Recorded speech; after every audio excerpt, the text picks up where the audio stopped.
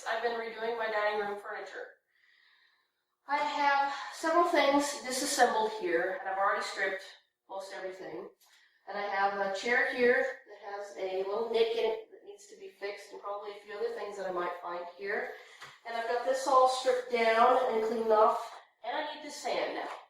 It's usually the second thing that you want to do after you've stripped and you've cleaned stuff with mineral spirits. Now, it doesn't have to be perfect. You're still kind of cleaning things up at this point, but you just might want to go through like with a razor blade or a toothpick or something and try to pick out little bits of stripper that may be left behind and hardened either overnight or something, but you want to do that. Now, the first thing that you want to do is you want to use either a 60 or an 80 grit sandpaper to clean the surface. You definitely want to try and get as much of the little nicks and scratches and stuff. Now, I've got a sanding block here with my 60 grit, and I just kind of going over part of the underside of the table.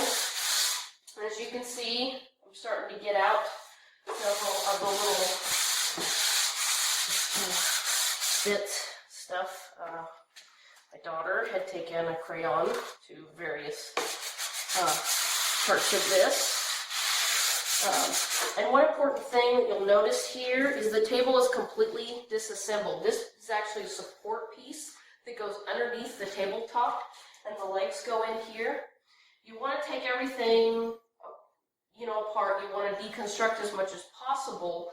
That way you can get in and clean and strip and paint and stain and let it get to what it needs to. Now, I wasn't able to fully deconstruct this, but you get as close as you can. You work with what you can. But you want to go over this with your 60 or your 80, your what's defined as coarse sandpaper. And after you've done that, you want to grab one of your little trusty rags that you can get at like Lowe's or Home Depot or something. You just kind of want to wipe it off. Now, you don't necessarily at this stage need to clean it, with mineral spirits, but some people like to. I personally don't think it's necessary when you're just going to go right back and sand it with more sandpaper. The next thing you want to do is hit it with a medium grade. Now, I'm still doing with a 100 grit sandpaper, but your mediums are defined as kind of your 100, your 120, your 150, and you just kind of want to go back over that. Again, here is my 100. It's not as coarse. It's medium. And I'm just kind of lightly going over this.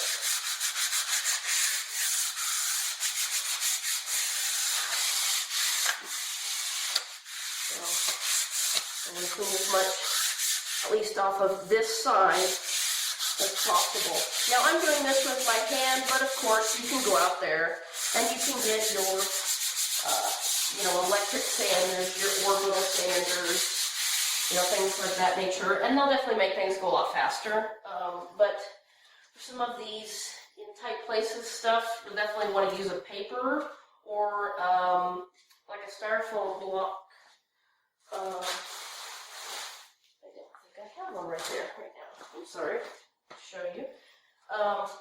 But after you've done that, you want to go over it. I got the purple kind. You want to go over it with a like a 220 to at very max a 320. Those are your very fine. Now, some people like to do the 180, the fine step in between.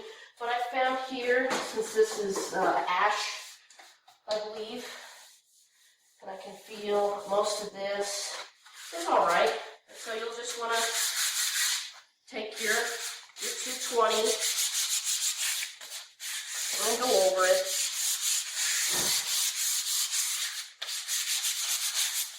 And of course,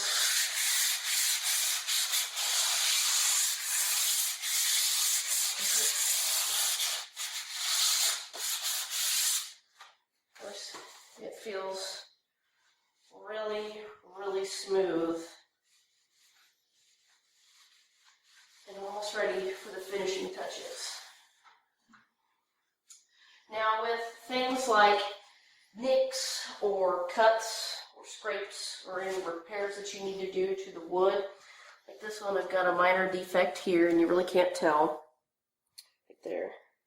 I'm going to use a wood filler. Now this is sustainable and this dries really fast, and it's specifically for interior things like baseboard or furniture or things like that. Things that aren't going to take a lot of wear from the elements. And as you can see, it's just like drywall compound or putty. And you just want to take out a little bit. And you want to press it into the defect, if you will. Get it in there and kind of level it off. But you don't want to, scrape, it level with the surface. You want to leave a little extra because when it dries, it'll shrink and you'll sand it down and you'll get it, just as smooth